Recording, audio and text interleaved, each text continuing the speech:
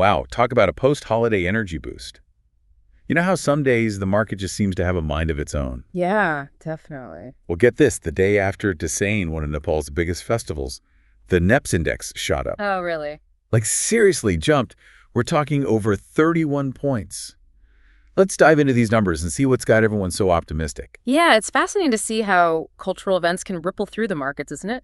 It almost feels like a collective sigh of relief, then bam, renewed energy. It really does. So we've got this jump of 31.48 points on the Nepse. That's Oh. their version of the Dow Jones, right? Exactly. Over 1% growth. Mm-hmm.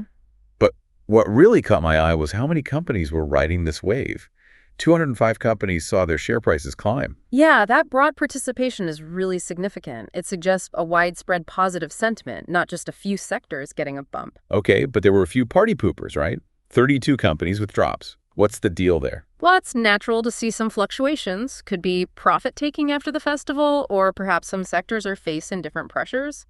The important thing is the overall trend. Right, and the trend is looking pretty green. Yeah. Over 64 lakh kita of shares changing hands.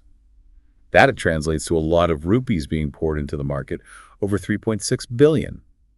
Someone explain to me what a kita is. Think of it as a bundle of shares, kind of like buying a pack of, let's say, momos Okay. instead of individual ones. It helps with trading larger volumes. Makes sense.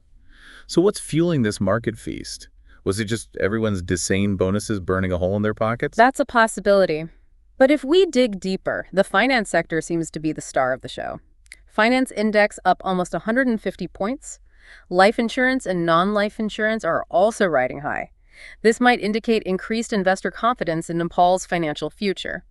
Interesting. But hold on, there's always a but, isn't there? What about this production and processing sector that took a dip down 15 points? Ouch. This is where things get interesting, right? It reminds us that a single market indicator doesn't tell the whole story. We need to look at what's happening within specific industries. Perhaps there are supply chain issues, or maybe it's just a temporary blip. More research is needed. It's like a puzzle.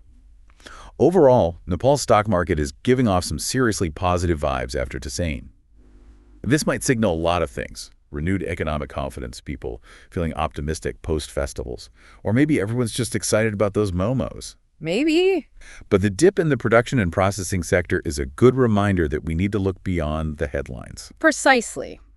This is a great starting point for further exploration. What specific companies are driving the surge in finance? What factors are affecting the production sector? The answers could reveal a lot about Nepal's economic outlook. So next time you're feeling like the markets are just a random walk, remember this post-Dashain surge. Sometimes understanding the cultural context can give you a whole new perspective on the numbers. Now, if you'll excuse me, I'm off to do some more research and maybe find some momos. Sounds good.